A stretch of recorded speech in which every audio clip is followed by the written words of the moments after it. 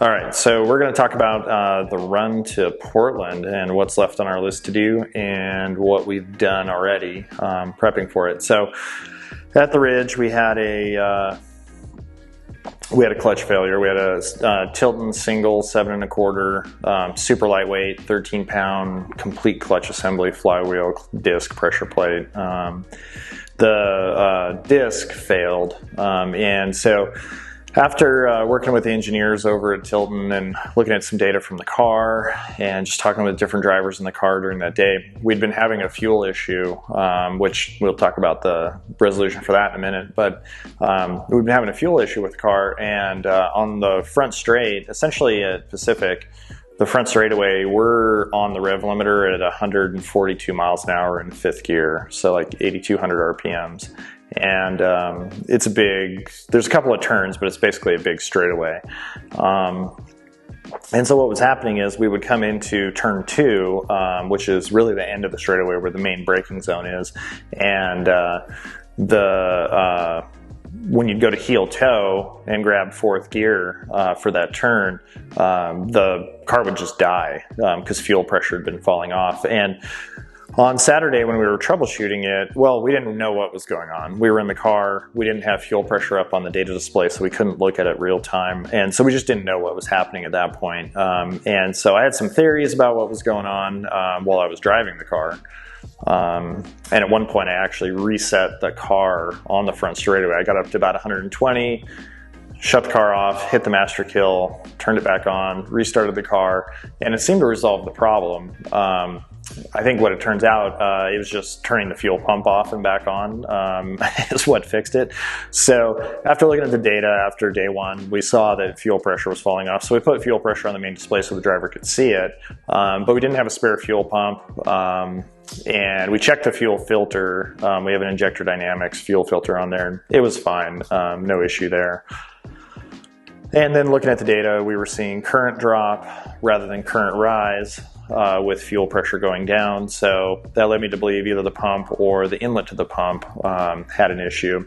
So there just really wasn't anything we could do with the track. Sunday was torrential downpours, and so we weren't running down the front straight at 142 miles an hour. So we weren't running into the fuel pressure issue as severely, but long story short, what was happening is you'd go to grab 4th gear and heel toe it, and the throttle just didn't respond. So there was a pretty big RPM discrepancy between where the car was and where it needed to be in that gear. And so it was heavily compression braking on letting the clutch out. And I think that was shock loading the clutch disc because it's all, it's a rigid disc with no Marcel springs or anything. So I don't know if that was the complete issue, but that definitely, I think, played into it because we've run that for a full season. I think we have 120 hours on it, so not quite a full season, but a good amount of time, 0 issues, and those two things kind of went hand in hand. So what Tilton did is they hooked us up. They didn't give us a new clutch because it wasn't their fault. This was, it was a component failure that had a lot of hours on it, and it had some abuse from that day. And so it definitely wasn't their fault. But being the awesome guys they are, they hooked us up with a twin plate clutch, twin 7 1/4. So we kept our existing flywheel, replaced the pressure plate, and added a 2-disc system in there, and a new throwout bearing. And put that all together, tested it, it's fine, we're good to go there. No surprises. And so then today we replaced the fuel pump in our Fuel Safe fuel cell. Talked to Fuel Safe when we got back. I described the issues we were seeing with reduced current, reduced pressure, and their engineers that I spoke with agreed with the idea that it's either a failing pump or a clogged pre-filter on the inlet of the pump. And so they sent us over a gasket kit, a new feed hose kit, and all the parts to install a new Aeromotive 340 fuel pump. in there, and that's the pump that was in it. And they've had very, very low failure rates with these. It's almost non-existent. So they weren't sure what was going on, but they wanted to make sure we had everything we needed to fix this.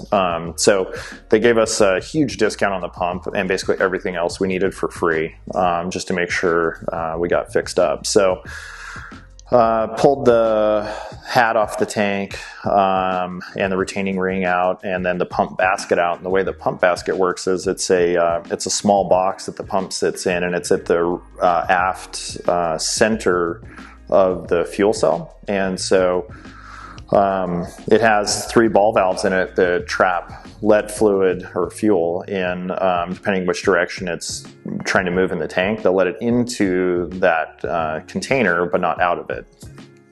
And so pulled that guy out and got the pump out of there. There's nothing visually wrong with the pump, but the sock, the pre-filter sock on it, had a bunch of gunk in it, and it doesn't look clogged, but it has, it's definitely been filtering.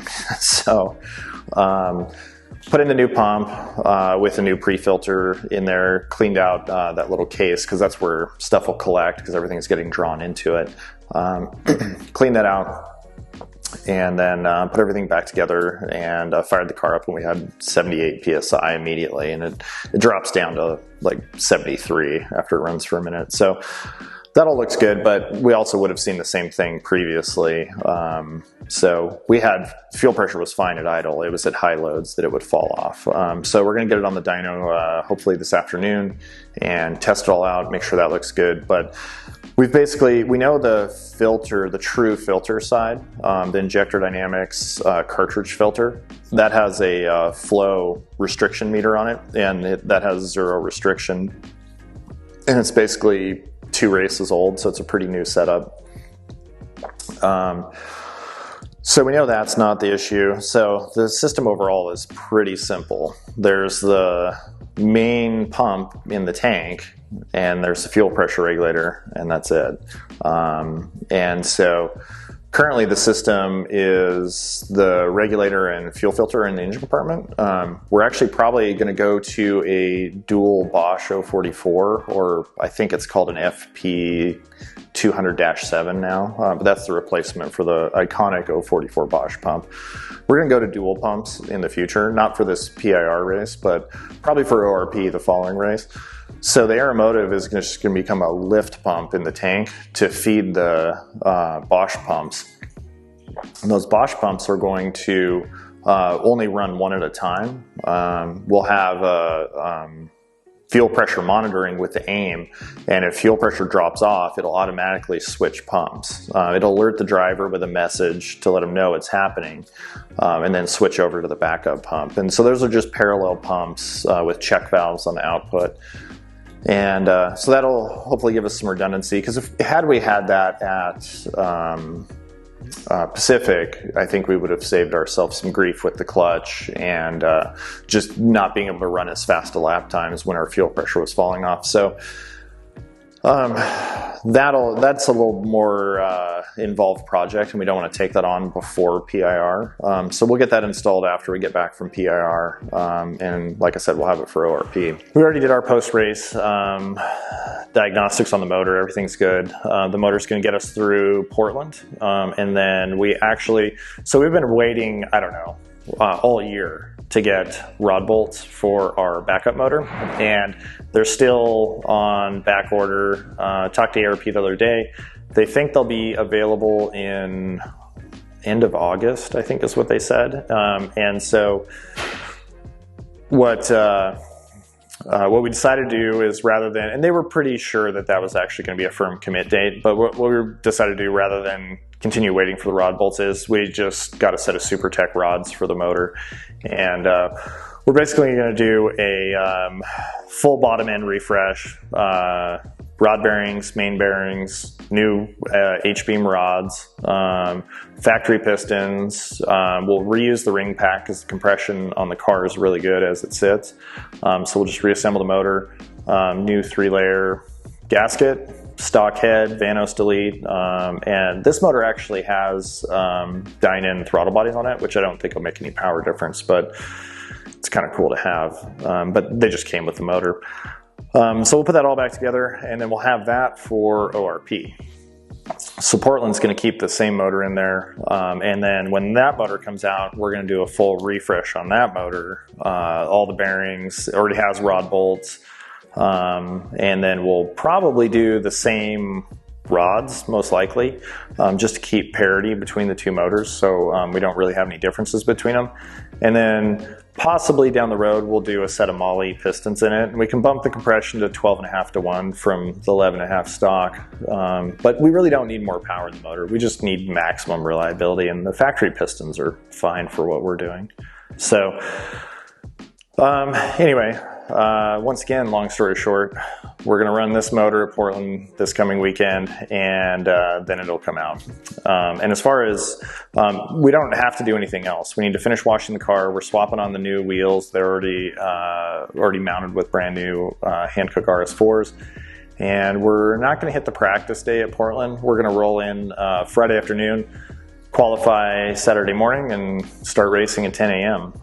And then we'll see how Saturday goes and how we place there. And then the weather's looking really good. So I don't think we're gonna have any rain. So I think hopefully we'll be pretty competitive at Portland this weekend. But you know, we'll see how it goes. Big shout out to Tilton and Fuel Safe for helping us out with these issues. And I think in both cases, neither of these problems were defective parts or any fault of the manufacturer, but they were super receptive to us reaching out to them, and very helpful in getting us back on track. And then the other thing I'd like to do is give a shout out to Chris over at Obsessed Garage. She sent me over some swag, and those guys, if you don't know who they are, they do a lot of detailing and garage equipment. And so if you need any stuff for your garage or any detailing equipment, give them a shout out, give them a look. They have cool stuff.